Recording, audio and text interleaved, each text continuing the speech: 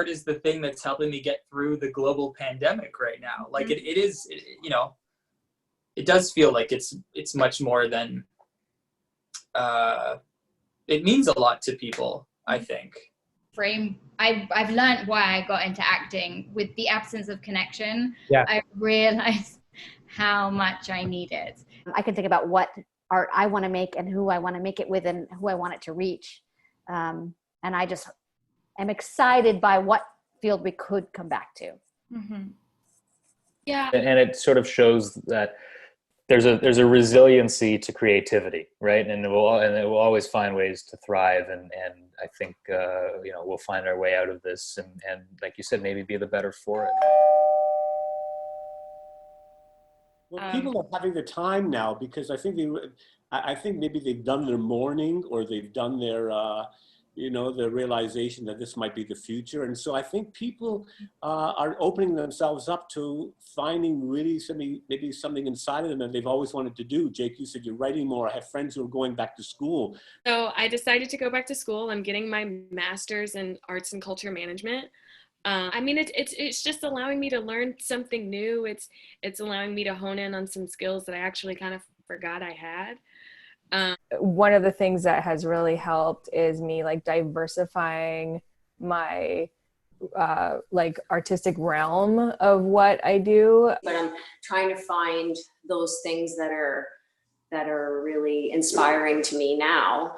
And they're not what I thought they were going to be, but it's okay. You know, it's a silver lining. You have to constantly improve your mind. That's what the actor works on. The actor works on his heart and his mind, and you have to keep opening your mind. Okay, what feels really purposeful for me, and what do I want to say, and what projects do I want to be a part of, and let that guide me a little bit more. It's given me an opportunity to say, you know, great, my dream came true. I did Broadway. What is something else that you want? And you find new things. I think all artists have found things or just been forced to look at other areas or other, other projects or other things that might inspire them in this time. And yeah, so I've been chilling a lot during this time, which I'm giving myself grace. Like the best advice I think I got through the whole pandemic has been anyone who said like, you don't actually have to do anything. Like you could just exist and that's enough.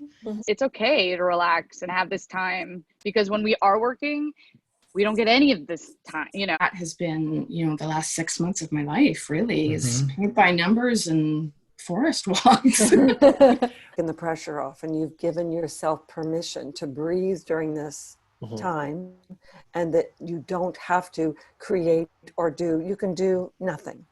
And if you can somehow figure out how to be kind to yourself in that way. I think I would say to myself, my old self, to be a little more kinder to myself.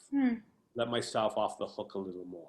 Be kind to yourself. I think what I hear a lot of is people are not kind to themselves and they're not patient. And right now, especially for artists who aren't working, there's this sense of identity that they've lost as well. So, and that sense of identity it permeates everything, right? It's like, it's been refreshing for me to experience interactions with people kind of like who are we outside of this context of this crazy thing that we do? It's like I feel like I've been connecting with people on this sort of deep level. How are you? Like really asking people that question. Right. Just take that leap and ask them if they're okay, because they will be so thankful that you asked them. It's a simple thing. How are you doing today? Yeah. I think that the pandemic made room for a big national attention on Black Lives Matter. And my big hope is that the attention that is being given to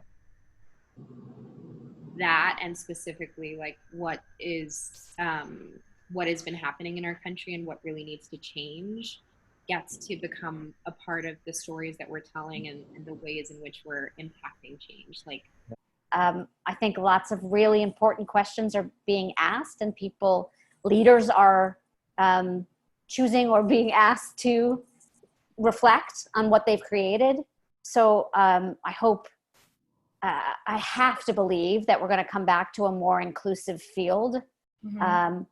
What's happening right now, I hope this time is given the breath to kind of continue out in art when we get back to, future life, rather than forgetting about this and going back to the status quo. That's a good point. I think it's easy to feel like wow, this was a horrible time and I just want to get past it. Like, no, experience it. And what is it? What do you want out of it? And how can we, as Jess is saying, affect positive social change from the current movement? Yeah. Acting is the opposite of being driven crazy. It's being driven sane, because it's all about the human comedy. It's all about life. It's all about feelings and how people react to one another, the interplay. Very interesting way to put it, going sane, which is, and I think a lot of artists feel that connection with their work, right? They feel that it's an outlet, or it's a way to channel their feelings, and it's a way to get by, through some other hard times, and a lot of us are facing hard times now. And so if there's ever a time for, to embrace the power of art, I think this is it. So even when something hard happens, I would look back and think okay, how am I supposed to get myself back on track here?